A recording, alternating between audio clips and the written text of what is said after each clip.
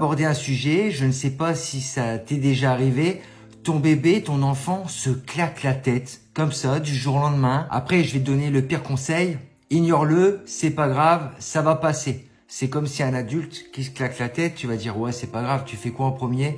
Tu prends ton téléphone, tu le files. Déjà c'est assez fréquent chez les enfants de bas âge, même pour les bébés et toi. Il est tout à fait normal de comprendre la cause, pourquoi il fait ça. Et surtout les moments où ces crises d'agressivité surviennent. Peut-être un moyen d'exprimer ses émotions. Surtout quand un enfant ne parle pas, ses moyens d'expression sont quand même limités. Ou peut-être un geste qui lui permet d'exprimer sa frustration. Après un refus ou un manque d'inattention, ou c'est sûrement le cas, il extériorise ses sentiments. Après, n'ayez pas peur, vous n'irez pas à l'hôpital.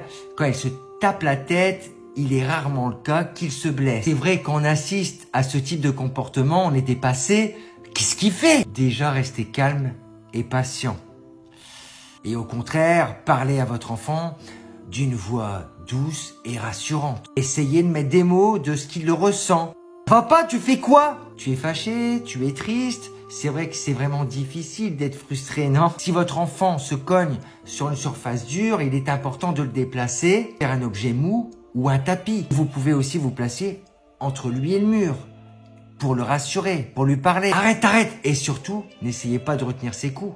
Il va encore plus se mettre en colère. Ça t'est déjà arrivé? De toute façon, dans toute situation, une fois que la crise est passée, on évite la punition. On évite, ça dépend pourquoi. Encouragez-le à l'avertir pour toute colère. Il vous revient de guider votre enfant vers des moyens d'expression autres que la violence envers lui-même. Après, même pour nous, en étant adultes, on a tous des expressions négatives. Après, c'est différent pour un enfant. Prendre une grande respiration ou quand il est plus grand, apprendre à se divertir autrement, à taper différemment dans un coussin, faire de la boxe. Après, détourner aussi l'attention, ça peut fonctionner.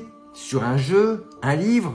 Viens, arrête, on peut faire ça à la place. Après, les parents parfaits n'existent pas, mais en étant parents, on a toujours peur pour nos enfants, qu'ils soient bébés, même plus grands et même adultes. Pas toi?